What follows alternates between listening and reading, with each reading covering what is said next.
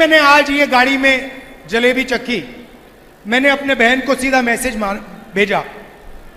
मैंने कहा प्रियंका को जलेबी बहुत अच्छी लगती है।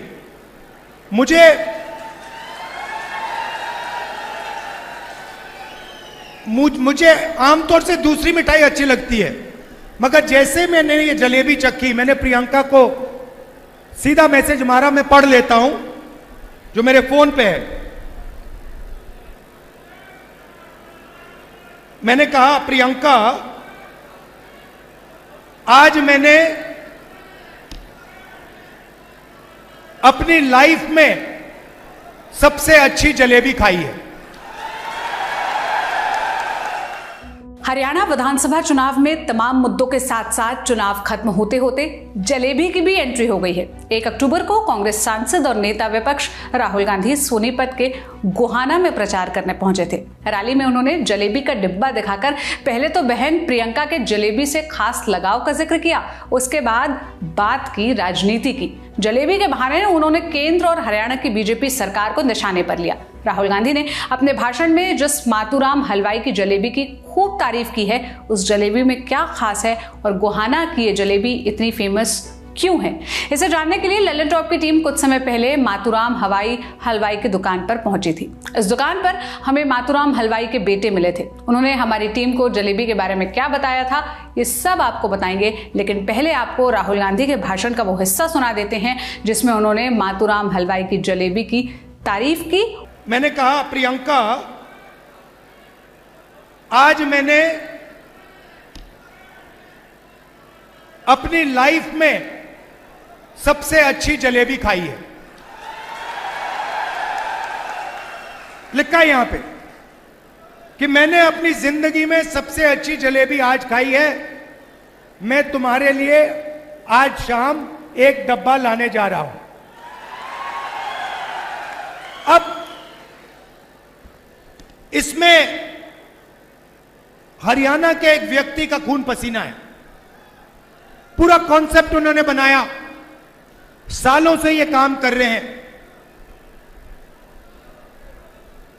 होना क्या चाहिए, जैसे मैंने आज दीपेंद्र से गाड़ी में कहा, पुनिया जी से गाड़ी में कहा, होना क्या चाहिए कि ये जो आपकी जलेबी है पूरे हिंदुस्तान में जानी चाहिए,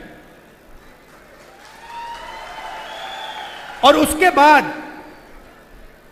बाकी देशों में, अमेरिका में, जापान में, अलग अलग रूप लेते हुए इसको दूसरे देशों में जाना चाहिए। आज इनकी दुकान में कितने लोग काम करते हैं? इनकी दुकान में कितने लोग काम करते हों? मान लो इनकी दुकान में आज 100 लोग काम करते हैं, तो अगर इनकी जलेबी बाकी हिंदुस्तान में जाएगी, बाकी दुनिया में जाएगी, तो शायद उनकी फैक्ट्री में एक दिन 10,000, 20,000, 30,000, 50,000 लोग काम कर सकें।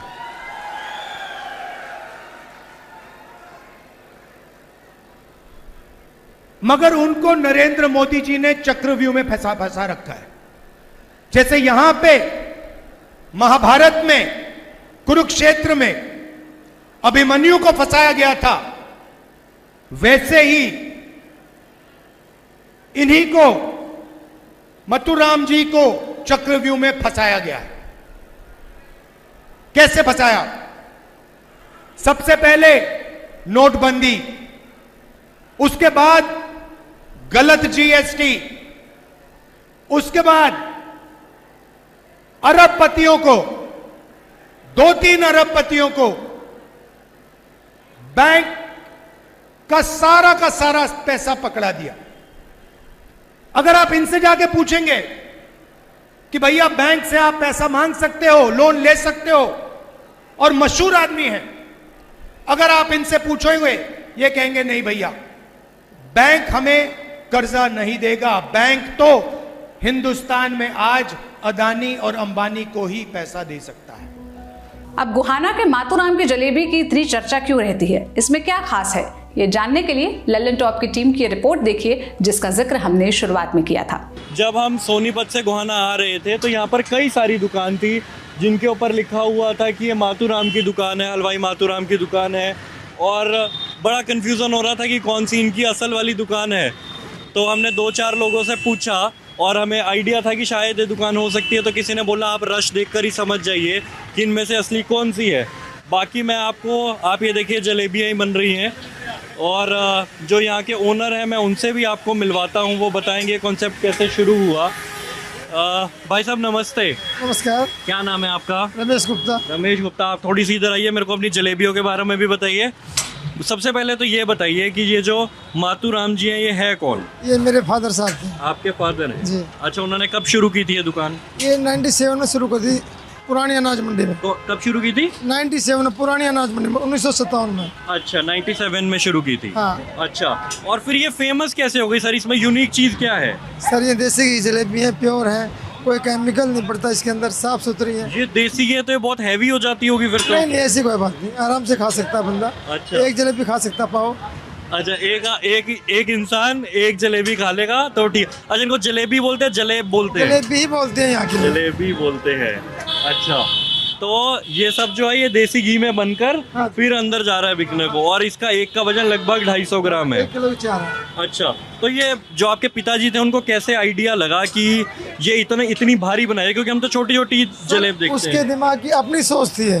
हाँ उसने एक समाज को एक नई मिठाई दी है, ये हाँ, समाज को नई मिठाई दी है। नई मिठाई दी है, और उन्हीं की वजह से गोहाना की जलेबी फेमस हाँ हुई। सर, उस दिन की वजह से गोहाना की जलेबी फेमस। अच्छा, आपको कितने साल हो गए हैं यहाँ पर बैठते हुए? मैंने यहाँ, वैसे तो हमारी दूसरी दुकान है, वहाँ से निकले हुए हम, पुरानी अनाज मंडी में। अच्छा, वहाँ हमारी दुकान है। वहाँ कब शुरू हुआ था? वहाँ पहले अनाज मंडी में खोखे थे। अच्छा। मेरे पिताजी खोखे में काम करते थे। अच्छा। खोखे के बाद पक्की दुकान आ गई।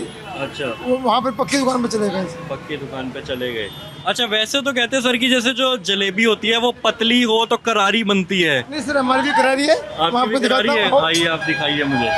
कस्टमर ऑलरेडी खड़े हैं काफ़ी। हमने रिक्वेस्ट करी कि हमारे को थोड़ा सा टाइम देकर, क्योंकि फेस्टिवल सीजन चल रहा है आजकल, हमने रिक्वेस्ट करी कि थोड़ा सा टाइम देकर हमारे को ये दिखा दें अगर तो। अच्छा, वो अभी आपकी आनी है?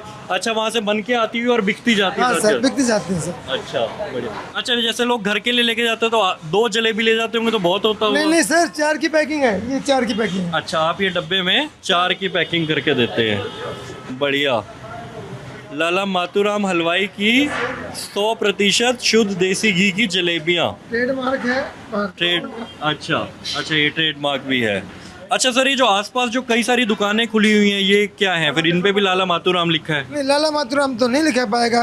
मातूराम छोटे अक्षर में कुछ लगा देते हैं वो, बस यही है। लाला मातूराम जी की दुकान एक ही है, और वो आपने बार अग्रवाल मिष्ठान भंडार भी लिखा हुआ है ताकि लोगों को अच्छे से पहचाने। अच्छा, आपके बेटे भी बैठते हैं इसी दुकान पे? हाँ, वैसे तो मेरा बेटा पढ़ा लिखा है, BLL भी है, परंतु यहाँ बैठता है मेरे साथ। लेकिन अच्छा खासा बिजनेस है तो इसमें भी जरूर है। अच्छी बात है। आपको गोहाना जलेबी की हमारी ये रिपोर्ट कैसी लगी? कमेंट बॉक्स में अपनी राय जरूर बताइएगा। साथ ही हरियाणा चुनाव से जुड़ी हर अपडेट के लिए आप ललन ड्रॉप के साथ जुड़े रहिए। इस वीडियो पे स्क्रिप्टिंग की थी सुप्रिया ने, मैं सोनल हूँ, शुक्रिया।